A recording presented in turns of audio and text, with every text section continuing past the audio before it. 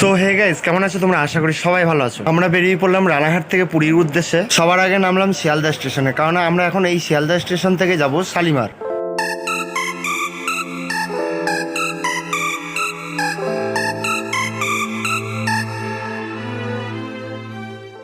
So বন্ধুরা, আমরা শিয়ালদা থেকে একটা ক্যাফে করে নিয়েছিলাম যাতে আমরা শালিমার খুব তাড়াতাড়ি পৌঁছে যেতে পারি, কারণ আমাদের শালিমার থেকে পুরীর ট্রেন ছিল 6:55 PM। আমি ডেস্টিনেশনে 1 ঘন্টা আগে পৌঁছাবো, কিন্তু 1 ঘন্টা যেন লেট না হয়। শালিমার যাওয়ার পথে ড্রাইভার বললো এটা নাকি বিদ্যাসাগর সেতু।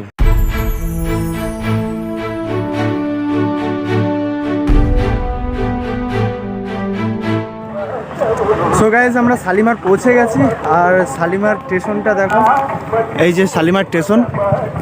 সত্যি কথা বলতে গেলাম জীবনে প্রথম শালিমার আসা। স্টেশনে আসার পরেই টিকিট কাটার পরেই দেখলাম ট্রেন চলে আসলো, তাই জন্য ট্রেনের উপরে বসেও পড়লাম। ট্রেনটির নাম ছিল শ্রী জগন্নাথ এক্সপ্রেস। আমরা ট্রেনের নিচে জায়গা পাইনি, তার জন্য উপরের বাংকারে উঠে বসে পড়েছিলাম। আর এই যে আমার ভাই দেখতে পাচ্ছ, ট্রেনে উঠেই কানে হেডফোন দিয়ে মোবাইল ঘাটা শুরু করে দিয়েছে। তাছাড়া কি বা করবে, বন্ধুদের সাথে আসলে একটা ব্যাপার আলাদা, আর দাদার সাথে আসলে একটা ব্যাপার আলাদা। সারা রাত ট্রেনে থাকার পর আমরা পুরীতে সকালবেলা নামলাম ভোর 4:35 AM। এবার আমাদের তাড়াতাড়ি বেরিয়ে পড়তে হবে একটি রুমের আশায়। জানি না এত সকালে রুম পাবো কি পাবো না, তাও আমাদের চেষ্টা তো করতেই হবে। আমরা হাঁটতে হাঁটতে চলে এসেছিলাম পুরীর বিচের সাইডে। ভেবেছিলাম হয়তো এখানে রুম পাওয়া যাবে, সেই আশায় হাঁটতে হাঁটতে চলে এসেছি প্রায় 2 কিলোমিটার। আমরা যে সময় এসেছি রাস্তা পুরো ফাঁকা, কেননা সেই সময় সবার মধ্যরাত। দেখতে আলো আলো লাগলো, তখন কিন্তু বেশ ভালোই অন্ধকার ছিল। ওখানে রুম ভাড়া না পাওয়ার কারণে আমরা সোজাসুজি চলে আসলাম পুরো পুরীর মন্দিরের সামনে। এখান থেকে মন্দির তোমরা দেখতে পারবে না, তাই ভাবলাম মন্দিরের কাছে গিয়ে জুম করে ভালো করে তোমাদেরকে একটু মন্দিরে দর্শন করিয়ে দিই। সকাল সকাল শ্রী জগন্নাথ দেবের মন্দির দর্শন করতে পেরে মনে হলো যে আমার জীবনটা সার্থক হয়ে গেছে। আমার জীবনে সব থেকে বড় কিছু পাওয়া হলো এই পুরীর মন্দিরে ঘুরতে আসা বলাটাও ভুল হয়ে যাবে, কেননা আমি তো এখানে ঘুরতে আসিনি। এখানে আমি এসেছিলাম একজনকে পিক আপ করতে। একজন বলতে আমার মেজমাসির ছোট ছেলে, যে গেছিল গুজরাট থেকে নামে পুরো পুরীতে। তার জন্যই আমি আর আমার সেজমাসির ছেলে মানে সুজিত আমরা চলে আসলাম পুরীতে তাকে পিক আপ করতে।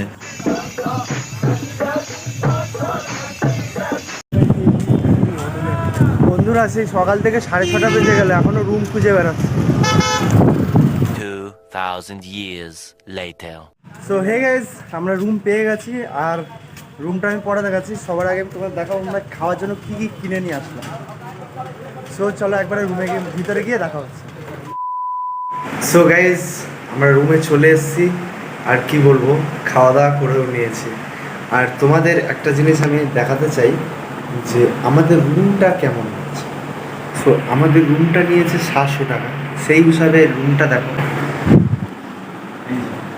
আমাদের এইটা হচ্ছে রুম 700 টাকা।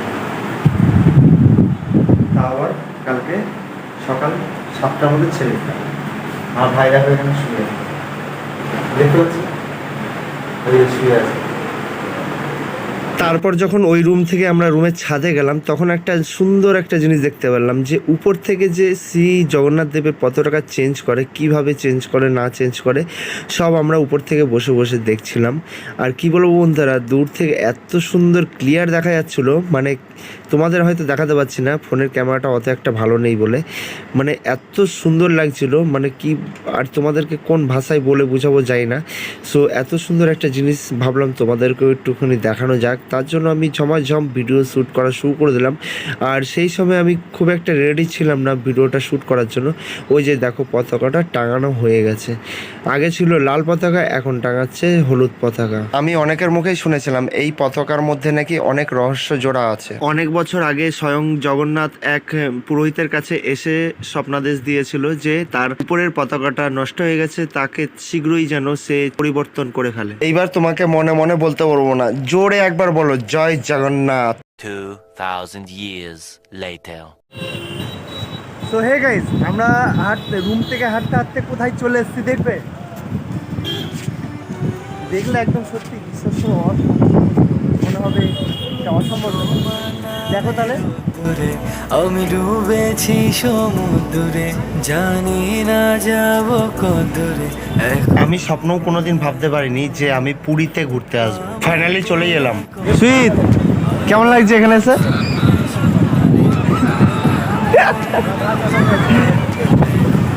লজ্জা পেয়ে যাচ্ছে। এত ভোরবেলা তো যে সমুদ্রে সবাই স্নান করবে আমি কখনো ভাবতে পারিনি, কেননা তখন সকাল বাজে 8টা। আমার একটুখানি জলে নামতে ইচ্ছা হচ্ছিল। কাছে সে তোমার, যদি সত্যি জানতে চাও তোমাকে চাই, তোমাকে চাই, যদি মিথ্যে মানতে চাও তোমাকে চাই, যদি সত্যি জানতে চাও তোমাকে চাই, তোমাকে চাই, যদি মিথ্যে মানতে চাও তোমাকে চাই।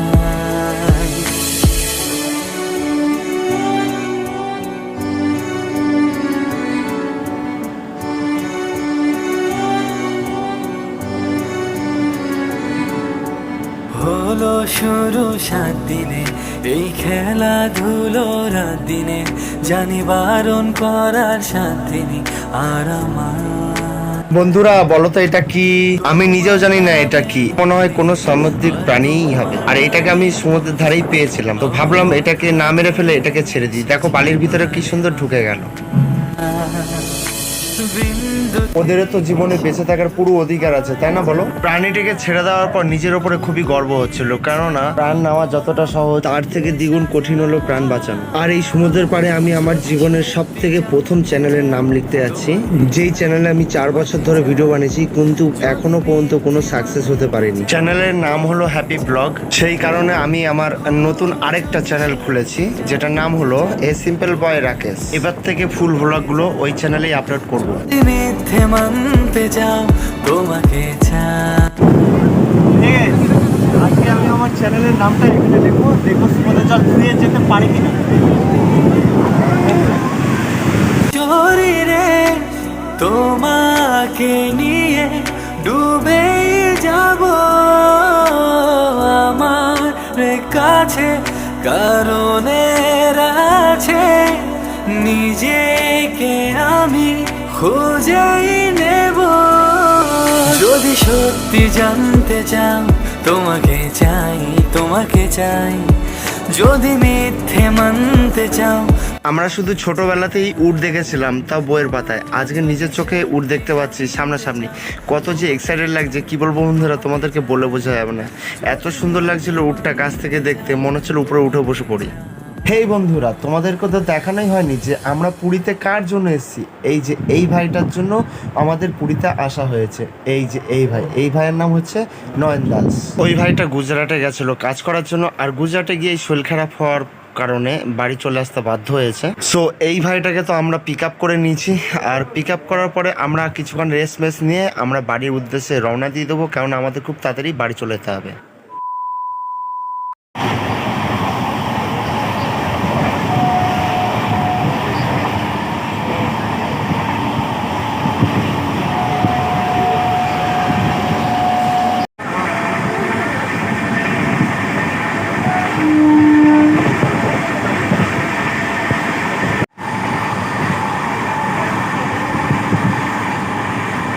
সো হে গাইস, আমরা ট্রেনে উঠে পড়েছি, আর ট্রেনে উঠেই আমরা সিট মিট পেয়ে গেছিলাম, একদম সুস্থভাবে বসে পড়েছিলাম। তার জন্য আমরা মানে কি বলবো, খুবই খুশি ছিলাম।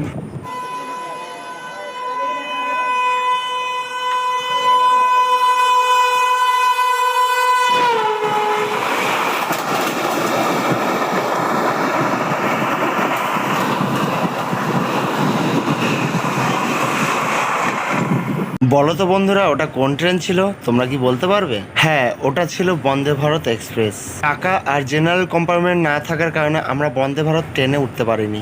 সো তাহলে এবার টাটা বাই বাই, দেখাবে পরে ভিডিওতে। তোমরা সাবধানে থেকো ও সুস্থ থেকো, আর এইভাবে আমাকে সাপোর্ট করতে থেকো। বাই।